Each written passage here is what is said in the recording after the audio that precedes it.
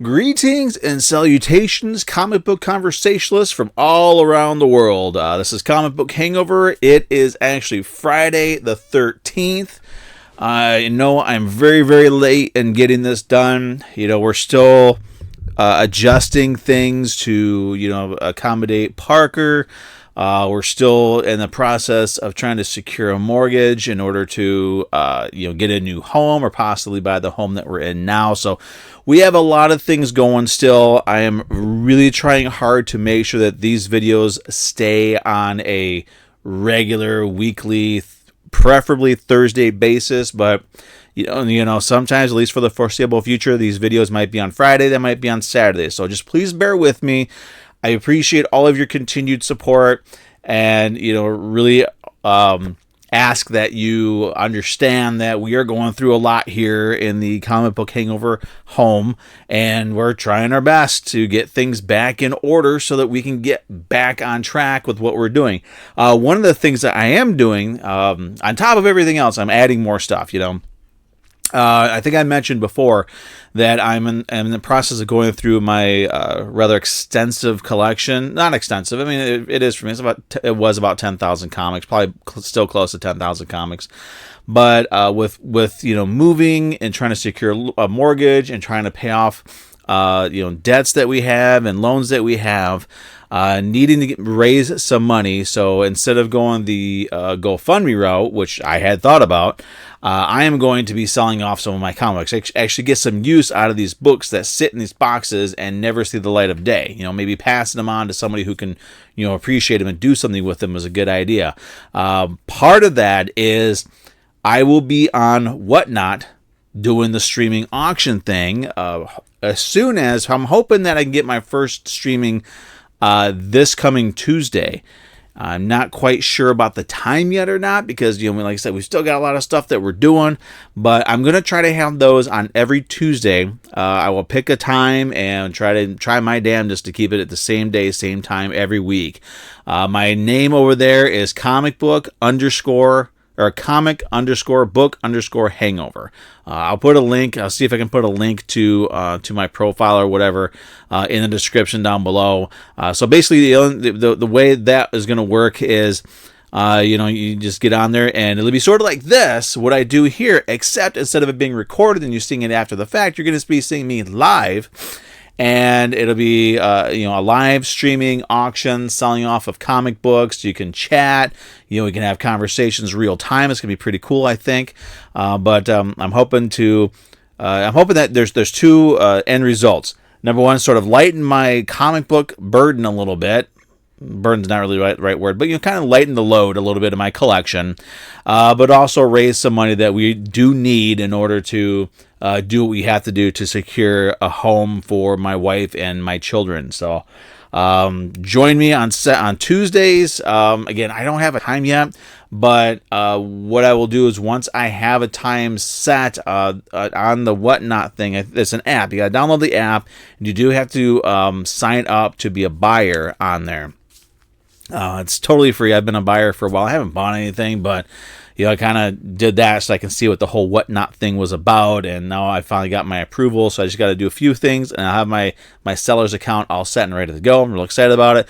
But just sign up for an account. You can follow me, and when you follow me on Whatnot, anytime I have a show coming up, you'll get a notification for it. I will have them scheduled in advance, so you'll get the notices in advance. So, if you like, go ahead, sign up for a Whatnot account, buyer's account app. It's totally free, and hopefully this works, and I'll see everybody on Tuesday, and hopefully we'll be able to, sell some comics and raise some money. So that said, and of course, before I jump into the books, if you do like what I'm doing here on YouTube, like, comment, subscribe, hit that notification button for what it's worth, share the videos, all that fun stuff.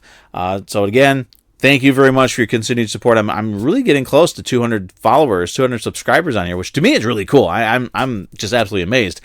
So let's get into the books that I picked up last week. There's a couple of just some of these I'm just going to go over rather quickly. Some of these I might go into some detail, but we're going to start off with Radiant Black number 14. First off, I love this cover. I love homage covers, and I love homage covers that are done right, and this is done right. Now, this one here, this is, and it kind of reflects the cover with it being Wolverine, and Wolverine being the kind of character that he is. But this one here, we're starting to see a different side of Radiant Black. I mean, he's going after these villains, well, these bad guys, or whatever you want to call them. They're, online, internet, YouTube geeks that are trying to exploit Radiant Black and trying to provoke them. He decides enough is enough, and he goes in there, he finds them, he kicks their asses. And some of the stuff that he does is not very heroic. So we are seeing a different side of this version of Radiant Black. I'm not sure where it's going, and I'm not sure, really what's going on here. Excuse me, but I do like what I'm seeing. It's a lot of fun. It's getting to be a lot of fun. So it's basically, if you're a fan of stuff like Darkhawk from Marvel, Mighty Morphin Power Rangers, and you want to get into something that doesn't have a lot of continuity to it yet, the Radiant Black book is a good one. I mean, this is what, issue 14, so we're still relatively fresh in it. Some first issues that I picked up this week, starting off with Twig. Now, this is a book that had a lot of hype around it, and I got pulled into it. So Twig, it's from Image Comics. It's written by, and I think it's even, no, it's not drawn by. It's written by Scotty Young. And it's about this little furry blue guy here who is on this sort of quest. He's quested with this red gem, and he's supposed to take it from point A to point B to point C. So it's only like a 4 or 5 issue miniseries. So it's sort of, it's got a Jim Henson, Scotty Young vibe to it. So it's a lot of fun. I mean, the art, this is the artist of the book here. So let's see if I can find a good page here that really shows. Where's that one at? Yeah. I mean, it's a pretty good art in this book. The story is really fun. It's really lighthearted. It's an all ages book, so I mean, I really couldn't complain too much about it. I don't understand what all the hype was. I really don't. I'll continue picking it. It's only a miniseries, so I'm going to continue getting it. But honestly, I don't understand what the hype was. There was an Ash can that came out that everybody was all going crazy over for who knows whatever reason. But it brought it to my attention. I read it. Like I said, it's a fun, lighthearted, sort of a Lord of the Rings for kids, I guess you could say. It's just it was a lot of fun. And, the character's rather interesting. He's got this little yellow squid slug thing that hangs out with him that is able to do various things, including glowing in the dark. And they, have a really nice rapport with each other. So, a fun book. If you're looking for something that's different, that's fun, that's sort of lighthearted, all ages thing, Twig definitely is one to check out for you. The next one is going to be Spider-Man 2099 Exodus Alpha. And I am normally I do the A covers when I do my reviews, but this one it's sort of a callback to the way the 2099 books were done originally. Every first issue had this little border here. I think I talked about this last week. It's a little board, and there was all foil. So. Yeah, I don't know. It's nice to have these characters back. It does have Ghost Rider 2099 in it. I'm not sure where his, it's Zero. He exists just like in the internet or something like that. But there's this organization called the Cabal, and they, I guess, recruit people, and they really run things, and they run things with, with an iron fist. I'll just show you some of the artwork here. So Spider-Man is trying to figure out who is behind it. And attempt to stop the Cabal from doing whatever it is that they do. I mean, the story is kind of, it's not a very solid story, but this is just the first issue. It's a 5-issue sort of mini event. The Spider-Man 2099 Exodus, just 5 issues, and then I think there's an Omega issue that's going to wrap it all up. But I mean, if you're a fan of 2099, Miguel O'Hara or Zero, Ghost Rider 2099, it's worth checking out. I know they're going to be introducing a Loki 2099, New Avengers 2099, I think a Winter Soldier 2099, which I don't know, it's kind of cheesy, but it is what it is. It wasn't the best 2099 book that I've read, but it sure as hell wasn't the last round of 2099 books, which we had There was a Doom that was god-awful. There was Conan that was completely pointless. There was a Ghost Rider 2099, which was just, I really wish they would have not done that one at all. This one is a definite step up from that one. But I think once we get a second issue in, or the first issue of the 5-issue miniseries, whatever it is they're going to do, I think once we get the next issue in, things will start hopefully coming together, and we'll have a better understanding of what the hell's going on. Moving on, though, Little Monsters number 3. Even if I wasn't going to talk about this book, I wanted to show off this cover. I absolutely love this cover. The cover of the 4th issue is not going to be as extravagant as this, but this cover is spectacular. I absolutely love it. So in the last issue, one of these little vampires, these little monsters, they came across a person, a guy, and wound up drinking the blood. And they've never drank human blood before. So he loved it and just kind of opened his eyes to the world around him in a different sort of way. So he's trying to convince the other people to, join him and drink of this man's blood. So, it's definitely going to be taking a different turn, I think. You're going to have some of these characters that, really, I think, will give in to sort of a darker side of their personality. Others won't, so we might see sort of a divide between this group, which is kind of unfortunate. I hope that's not the case, because we're just learning who these characters are, and I would hate to have to, decide which side I want to pick, even though I don't know these characters that well. But, I mean, the book is still just well done. The characters are fun as all get out, and I mean, the coloring of it. Let me see if I can find how they do the coloring here. Yeah, right here. This is how they do the coloring. It's all black or sort of grayscale, and then anytime there's blood, the blood is red. And just a good book. I mean, it's a lot of fun. Interesting characters. They're doing a really cool thing where sort of giving the origin of these kids, where they came from. This mysterious man actually turned them all. Don't know who he is yet, but I'm sure that we're going to be getting an idea, getting an explanation as to who he is, because I don't know. He hasn't been in the modern day version of the story, or part of the story. So I don't know if he's dead, if he took off, or what. But it's going to be interesting where that goes. Interesting to see what happens now that some of the kids have drank human blood and others haven't. It's getting to be a rather interesting book. So it's fun. It's not too graphically violent. It's not too gory or anything like that. It's sort of like a PG-13 horror film. So that's what it is. Vampires, kids. It's post-apocalyptic, post-pandemic. There's some pandemic that wiped everybody out, and they think they're the only survivors. But a lot of fun. And, I mean, if nothing else, get it for the art. The art is great. David Nguyen, I don't know how to pronounce the dude's name, but Dustin, amazing artist. Absolutely amazing artist. So the last one I picked up last week, Monkey Prince, number 4 of 12. I don't know what more I could say about this book. This series it's just fun. Again, like I've said before, if you want to read a DC book that really has no long-standing continuity, but still is part of the DC universe, and you just want to have a good time, this is definitely the book to check out. They're doing such a great job with this, and the whole idea of, Monkey Prince, he's a kid. He doesn't like Batman. He's afraid of Batman. He's having to work with Batman and Robin a little bit, and just sort of the banter between them. It's very entertaining. It's a lot of fun. So I'm really enjoying the series. I mean, I don't know what really much more I can say about it.